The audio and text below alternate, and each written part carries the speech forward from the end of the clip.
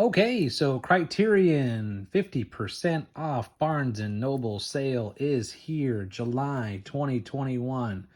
Man, I took advantage of it big time. Last winter, I did not get that many titles. I got about 3 during the sale. And then last summer, I got about 6, which is usually what I get. Boy, this summer I went a little crazy and I got 15 titles. So this is going to be my Criterion collection 50% off haul video.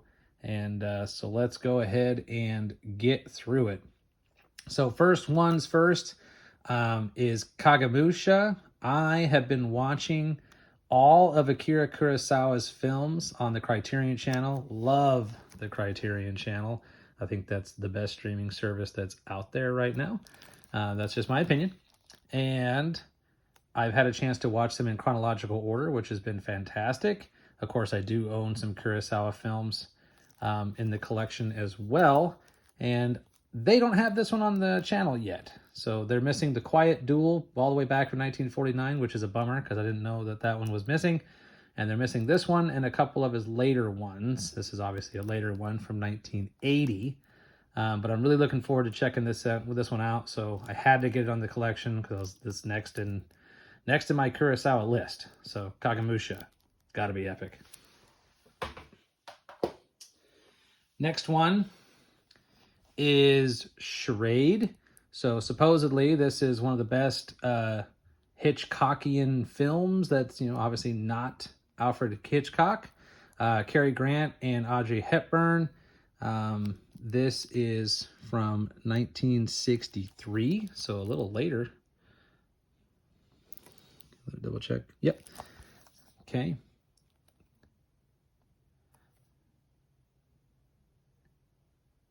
So I have not seen this one yet, but I'm definitely looking forward to it.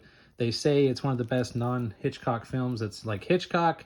We'll see. I would say that probably goes to Diabolique, but we'll check this one out. So this is spine number 57. Whoops, I forgot the other spine for Kagemusha. My apologies. This is spine number 267. So there's Charade, spine number 57. Okay. Next one. This one will probably be controversial in the Criterion collection. I mean, come on. Hey, Criterion released Armageddon, for crying out loud. So this is Fast Times at Ridgemont High. I bet you this is a really popular one, though. I had to get this one, and I'll give you one reason. One of my favorite teachers in college, he was a history teacher, and this was his favorite film. And that guy was awesome. He was a great teacher. And if it's good enough for him, it's good enough for me. But I do like this movie too. This is spine number 1075. I mean, think about it. If people were complaining about The Breakfast Club, this is not part of the haul, by the way. People were complaining about The Breakfast Club being in the Criterion collection. Really? Well, I'm curious as to what they'll think about Fast Times at Ridgemont High. Deservedly so, and I think so too. But just my opinion. Next, another Kurosawa film. I tried to get caught up on the Kurosawa ones. Of course, he's got, like 8 or 9 on Blu-ray, and there's a bunch on DVD in the Eclipse series. This is The Hidden Fortress. This is an excellent movie. This is from 58, I believe. Just a lot of fun with this. This movie actually cracked me up more than I thought it would. But of course, I have that kind of dark sense of humor. But this is a fantastic samurai film. Hidden Fortress. Feudal Japan, should say more so. Oh, spine number 116. My apologies. Another great film. Otto Preminger's Anatomy of a Murder. I got this one. I really like this movie. It's from 59. Stars Jimmy Stewart. And it's got Georgia Scott in it too. But I think that Paramount might get the rights back to this movie. This is spine number 600. And that's one of the main reasons why I picked it up. George C. Scott, by the way. Sorry if I said that incorrectly. Because, Rosemary's Baby, Nashville, some of these other Criterion films that were released, they've been pulled, and now they're going on a Paramount release, Nashville most notably on a Paramount Presents release, and I think that's going to happen to this one. That's just my guess. Hopefully not, but if they do, I got it, and I won't sell it. But I mean, I got Anatomy of Murder on Criterion, which it deserves to be. And yeah, had to do it. Had to do it. So first saw this on the Criterion channel, and I was like, whoa, this is definitely weird. I'm into J-horror, but man, you better be prepared for a ride for this one. This is from 1977. Obviously, it's the famous House, spine number 539. I bought this last summer, and I realized I had spent way too much money, and I returned a few of the Criterions, and this was one of them I returned. So I felt, well, I better get it again. So got it. It's in the collection. I mean, just the cover alone will tell you that it deserves to be in the collection. Probably the best cover in the entire collection, but that's arguable for sure. All right, this one, Best Picture winner, I believe in 87. Yeah, Last Emperor. For some reason, I was dreaming about this film every night for like about 3 weeks, and until the sale came up. Spine 422. It wasn't even on my Criterion wish list, but it would not get out of my head. And so I figured when the sale came up, I was like, I'm getting it, and it'll be done with, and I could watch it and enjoy it whenever I want to. And there we go. Last Emperor. Definitely a good movie. Check it out. All right. Keep going with the Kurosawa films.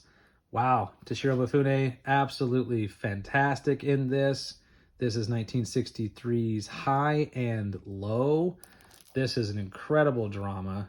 Definitely a class drama as well. This is spine number 24. Sorry, it's a little hard to see with the gray there.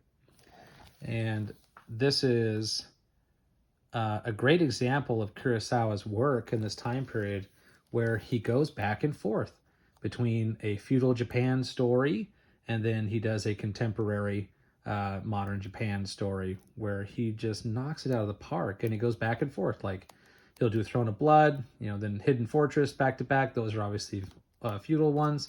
And then, hit you with a more modern classic like The Bad Sleep Well.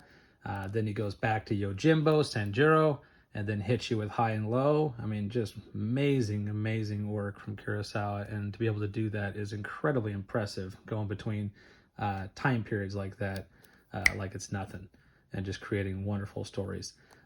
Somebody help me here in the comments, but I remember some film or some TV show ripping off the train scene with the ransom money, because I remember seeing it in color. And correct me if I'm wrong, if that exists. I tried to look for it, I couldn't find it, so someone help me out there. All right. High and Low. Fantastic. All right, this one brings me back to my youth. I remember seeing this film for the first time on HBO when I was, a kid. Probably like 10, 11, 12 years old, somewhere around there. It's from 91, spine number 1071. And it's called Defending Your Life. Albert Brooks, Meryl Streep. I remember laughing a lot when I was a kid watching this movie, and then not understanding jokes in the movie and not understanding part of it. So I'm looking forward to seeing it as an adult, because I haven't seen it as an adult. But the premise of it is great. If I remember right, it's basically just trying to prove yourself to get into heaven. But I could be wrong there. That was, like I said, when I watched it when I was a kid. But it's got Albert Brooks, so it's got to be pretty solid, at least pretty funny, in my opinion. I love Albert Brooks. So, Defending Your Life, probably a pretty popular new release, too, for Criterion. All right, next one is a staple that if you're going to be a Criterion collector, this is probably one that you have to have in your collection. This is The Seventh Seal by Ingmar Bergman. And this came out in 57. This is spine number 11. This is basically a film playing chess with death, which, I'm sure that'll be quite a difficult task. I'm sure Death has got some pretty good chess moves. But I watched this on the Criterion channel as well, and I was like, wow. I was blown away. I was like, this is fantastic. First film I ever saw by Ingmar Bergman was Fanny and Alexander, and I thought that was excellent. And I watched that when I was a kid, and I liked it when I was a kid. And think about the subject matter that was in Fanny Alexander. So Ingmar Bergman, he knows how to make a good film. So Seventh Seal, got to be in your collection. All right, next one. This one, I think I did see when I was a kid, at least parts of it. I can't quite remember, about the Beatles craze and just people losing their minds when the Beatles were, coming to the U.S. in '64. So I Want to Hold Your Hand by Robert Zemeckis, same guy that did Back to the Future. This is spine number 967. It's got to be pretty solid. It's from 1978. So definitely looking forward to checking out this one again as an adult, because I'm pretty sure I watched it when I was a kid. And I love this packaging, by the way. If you want to know more about my opinions on Criterion packaging, this is the packaging I prefer, but I could definitely do a video on packaging in general. Good example of that is right here. It's a Mad, Mad, Mad, Mad World. So Stanley Kramer. This is a classic comedy from the 60s, 63, spine number 692. Tons of names, tons of cameos, old-time comedians. It's kind of like a swan song of sorts for a lot of these actors. This one's, a lot of fun. I definitely think Rat Race was, a derivative of this for sure.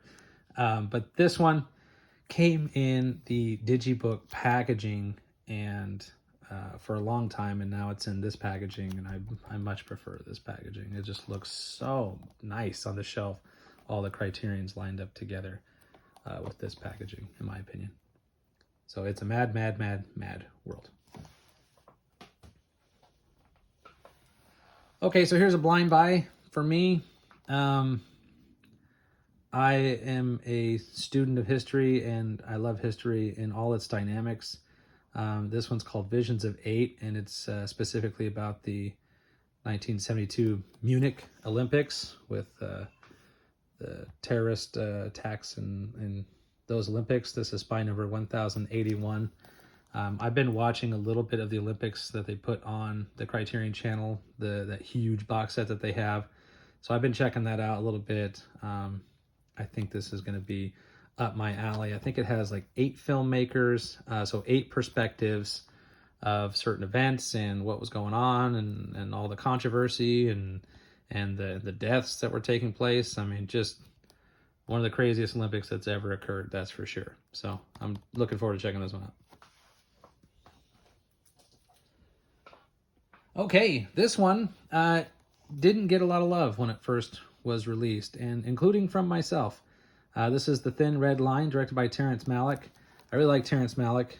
He's grown on me. This is spine number 536.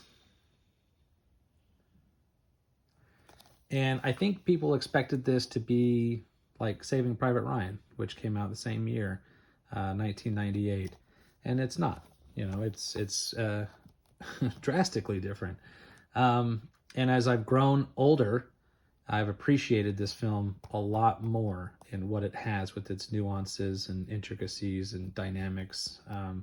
This is in the Pacific Theater, which was much different than the European theater where Saving Private Ryan is based. And so you have to take that into consideration immediately, and that will hopefully allow you to absorb yourself into a film like this. I think of like Band of Brothers, the HBO series, and The Pacific as great examples of this. Band of Brothers is right in that vein of Saving Private Ryan, and The Pacific is right in the vein of The Thin Red Line. And these are great examples of the dichotomy between those two theaters of warfare in World War II. So The Thin Red Line, watched it when it came out, watched it a little bit, maybe about 6, 7, 8 years ago, but glad to get this one in the collection. Looking forward to watching it again. Thin Red Line. And last but not least, for my Criterion haul for the 50% off Barnes & Noble sale, another staple, in my opinion, that needs to be in your collection is 1950 Akira Kurosawa's Rashomon. Wow. This movie is epic. This really highlights what Kurosawa could do and was about ready to start rocking and rolling with all of his other films like Seven Samurai and Yojimbo and High and Low and all those other ones. This is just fantastic in its approach. It's a story told from multiple perspectives and how skewed and how different they are. The subject matter is a little dark, but if you can handle that, you could definitely handle Rashomon. And I strongly recommend that you check this one out if you want to get into Kurosawa. I would watch this early too, because I watched this before I watched Seven Samurai and Yojimbo and all that, and I'm glad I did, because it helps give the context for what kind of filmmaker Kurosawa was emerging to be. Okay, let's put these together.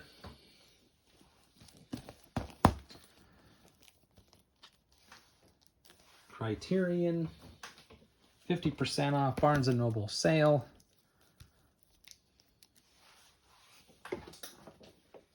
And there they are in all their glory.